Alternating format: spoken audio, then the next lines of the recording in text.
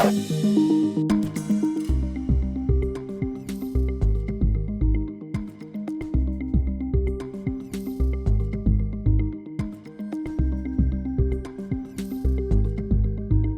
now, from the CFTK-TV studios, this is Open Connection with your host, Robert Pictou.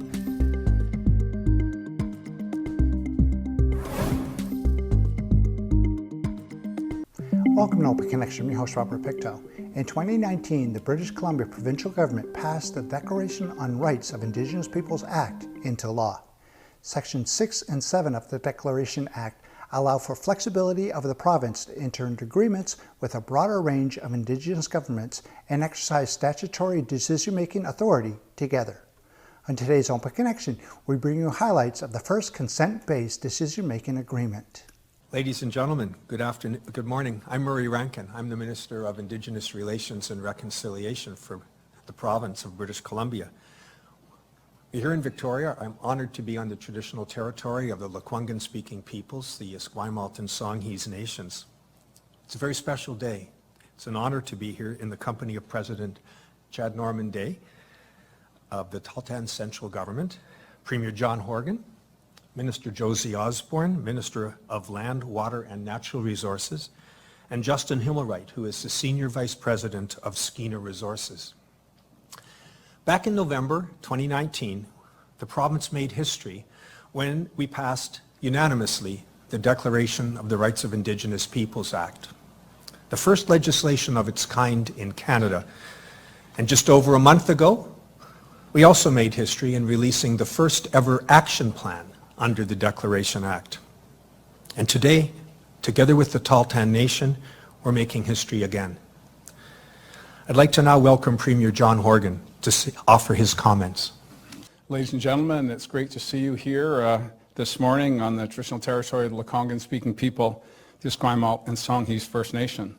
To my friend Chad Norman Day, the President of the Tahltan Central Government, to Ken Edzurza, Vice President of the Tahltan Central Government, as well as to Justin Himmelwright from the Vice President Sustainability of Skeena Resources. Thank you for joining Minister Osborne, Minister Rankin and I today for what is a truly extraordinary announcement.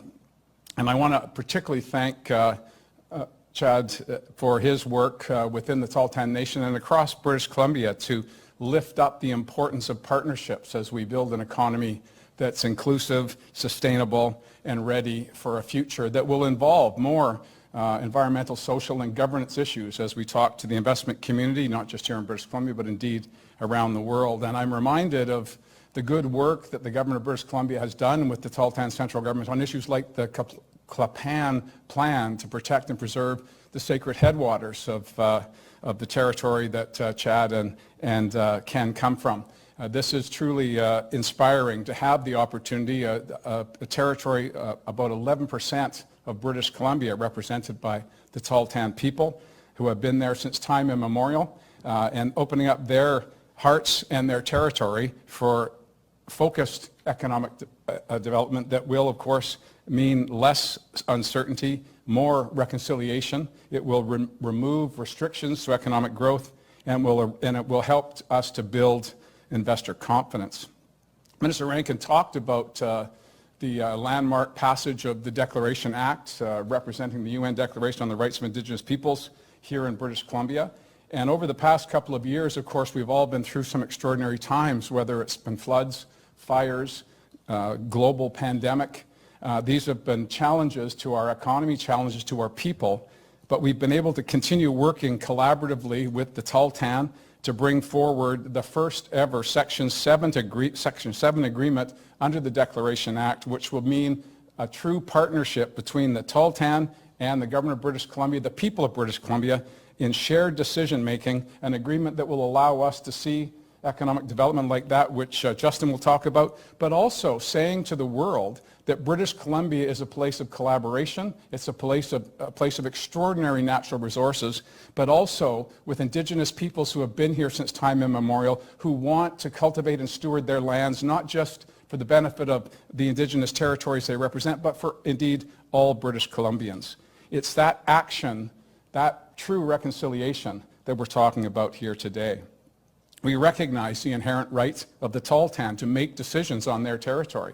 The Tahltan recognize that they are part and parcel of British Columbia and Canada, and working together, we can do extraordinary things for the people in the territory, for the people in British Columbia, and indeed for people around Canada.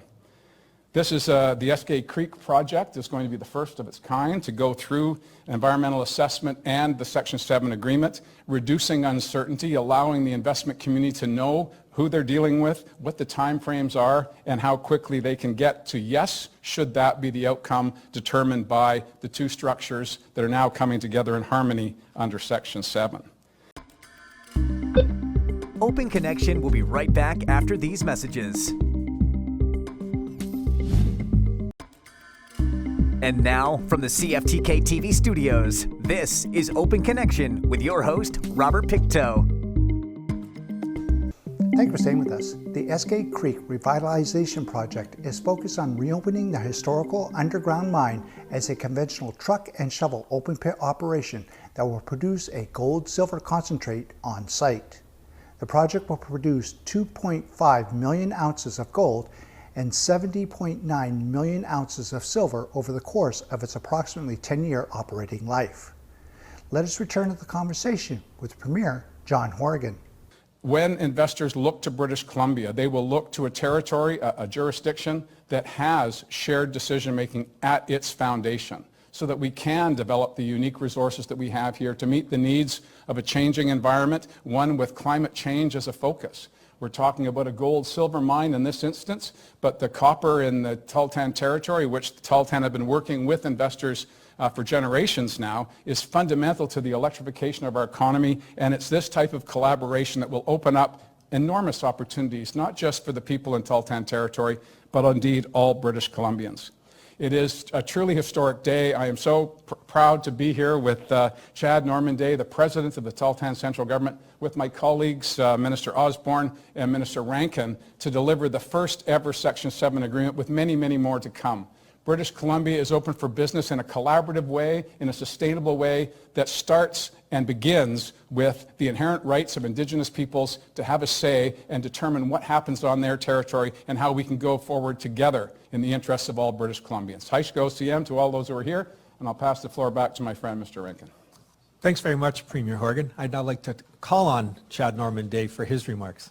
Chad Normanday Ushia Siskias.Sehi Thenius Tumetsu Jaat Plaguin Nasta Denethotia, everybody. My name's Chad Normanday. I'm the President of the Tahltan Central Government. Huge day today. It's so surreal for me to be here, you know, in the Esquimalt, Songhees territories. I was here 8 years ago, finishing up law school, and if anybody had told me that 8 years later I would be in a position like this amongst my colleagues, you know, Ken, Adam, Ombriel, and with so many Tahltan people here in spirit, it's just incredible. I want to start by really thanking our ancestors in the Tahltan Nation and all those people who came before us, thousands of years before us, right up to, you know, the generations of my grandparents, my great-grandparents, people like my father. You know, I go by the name Chad Normanday in this position because I always want to honor my father, who was a residential school survivor.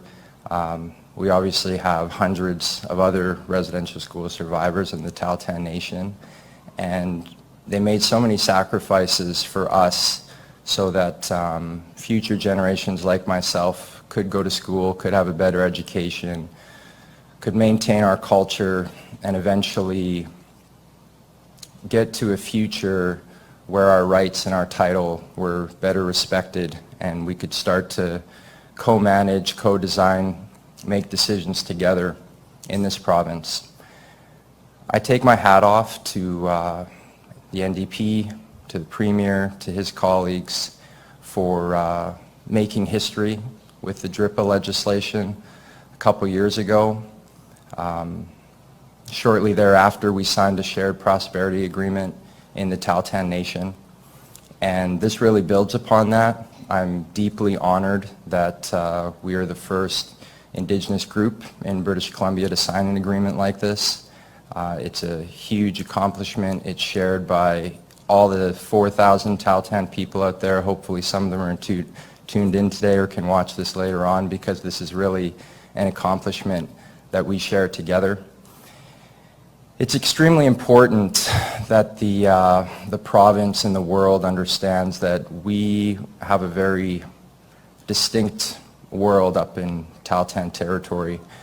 You know, if you went on Google Maps today and you pressed in Telegraph Creek, where my father and I share a home and, you know, where I take my kids during the summer, or you pressed in Tijuana in Mexico, it's faster for people in Victoria to get to Tijuana in Mexico than it is to get to Telegraph Creek. And it's extremely important that moving forward, Tahltan rights, Tahltan decisions, Tahltan values are at the heart of all of these projects. I often tell people that whether the government is orange or red or blue or green, the Tahltan Nation is always going to be covered in a lot of gold, silver, copper, and a lot of other minerals. So it's important that, that we build these structures and that we do it properly. And again, I just want to raise my hands to the government of the day, raise my hands to all those Tahltan people that came before me. I'm so proud to be Tahltan. Our team is doing the best we can so that you're proud of us, and I think this is a monumental step that we can take a lot of pride in, and that's going to lead to a more prosperous future for all Tahltan people and British Columbians. Thank you so much. Open Connection will be right back after these messages. And now, from the CFTK-TV studios, this is Open Connection with your host, Robert Pictou.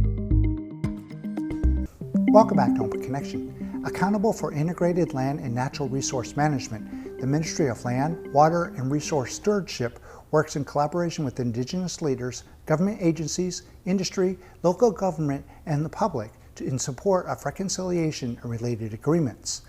Let us return to the conversation with Minister Josie Osborne.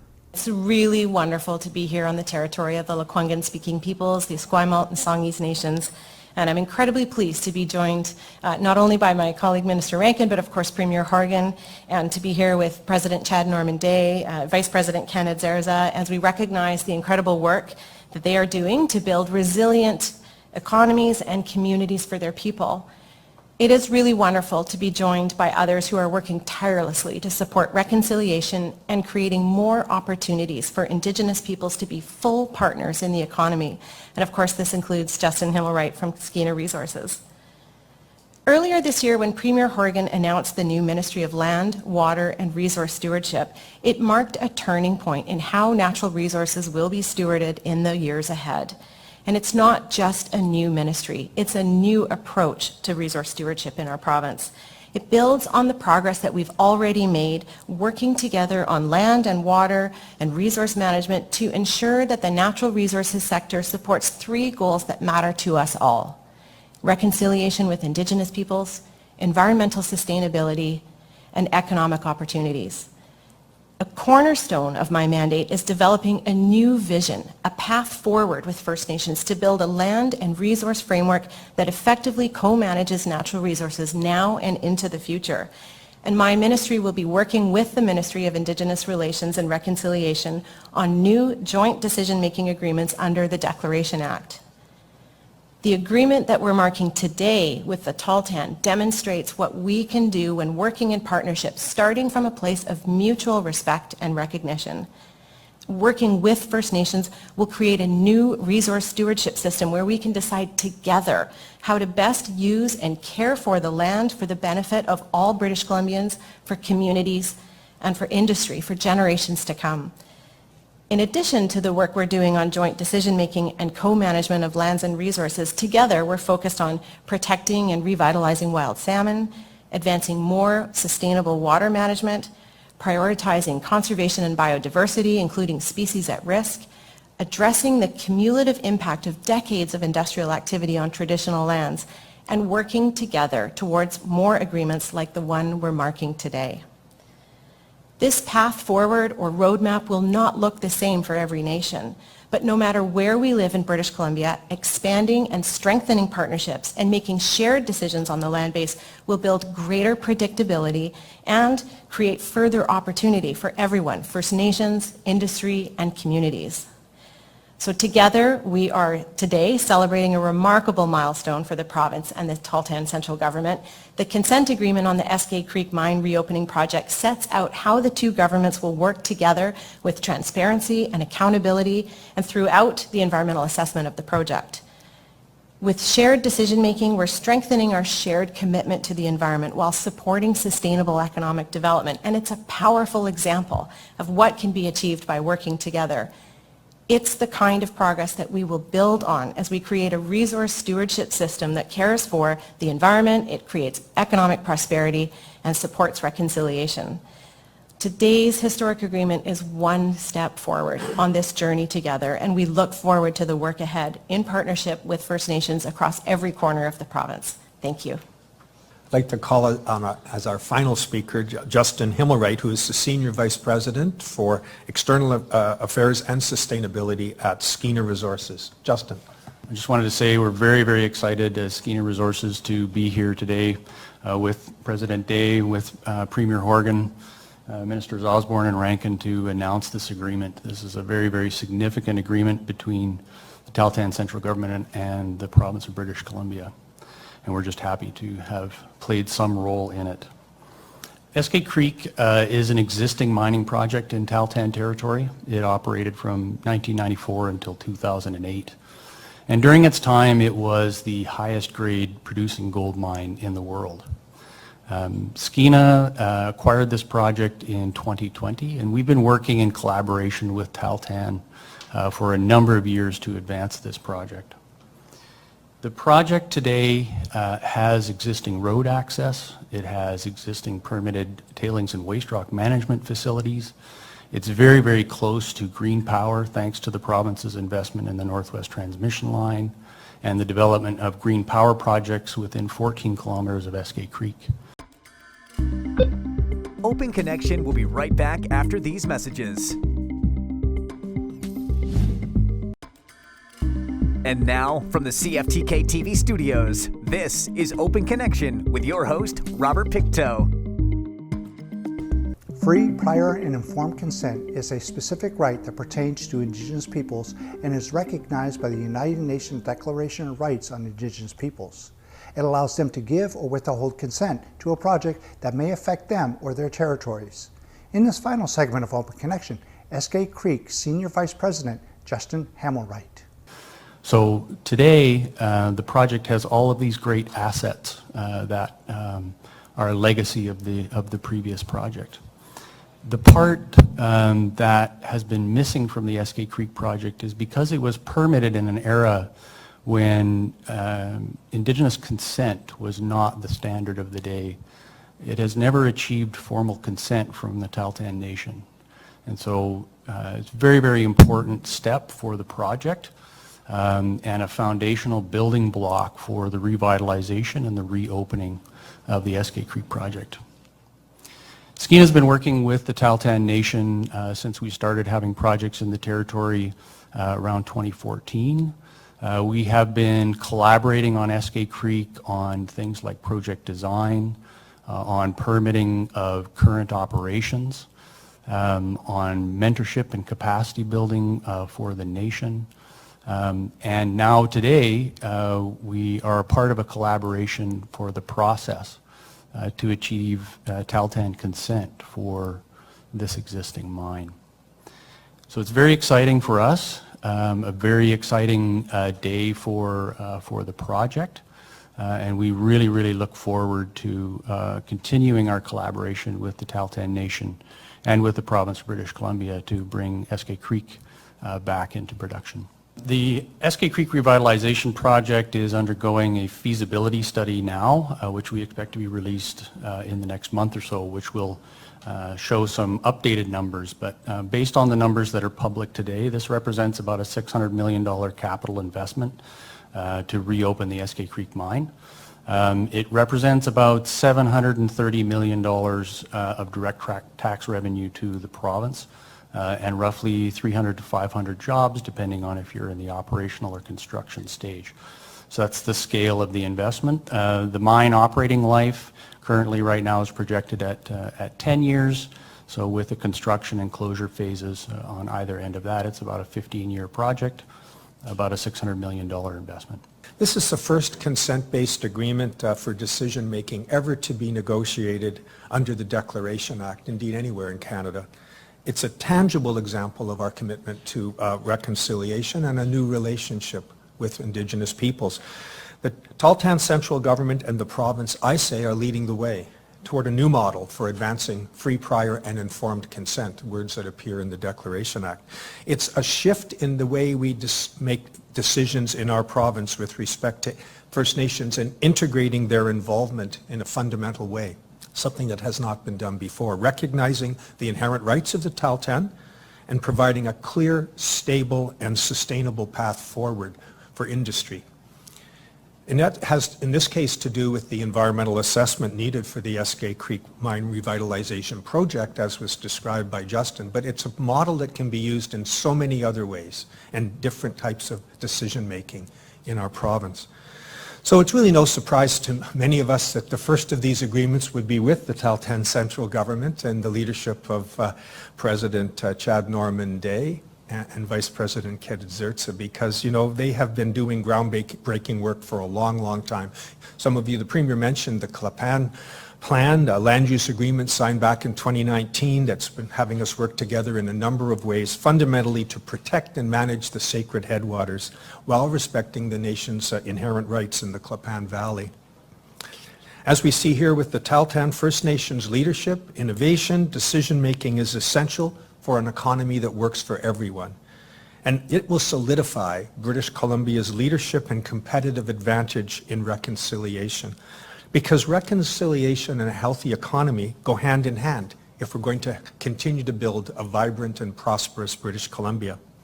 Decades of Supreme Court rulings on inherent rights and title in British Columbia make it imperative that if we are going to continue to work together and collaborate on economic development on the land base, we need to have arrangements such as this through the declaration to ensure that every participant in the process has a meaningful contribution to make. That's what the investment community is looking for when they scan the world for places to make investments such as this. And as Justin's just said, it's a significant capex with hundreds of jobs and hundreds of millions of dollars in revenues to the Crown, as well as the benefits, of course, to the Tahltan people. So I believe this is the way forward. It's not a veto, it's about getting certainty. And that's how we've been proceeding, and that's how I suspect the investment community will proceed as well.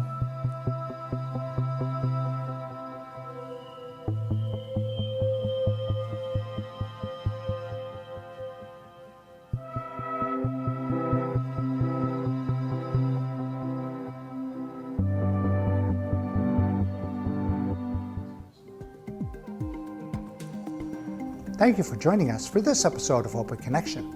The greatest distance in the existence of man is not from here to there, but the connection from his mind to his heart.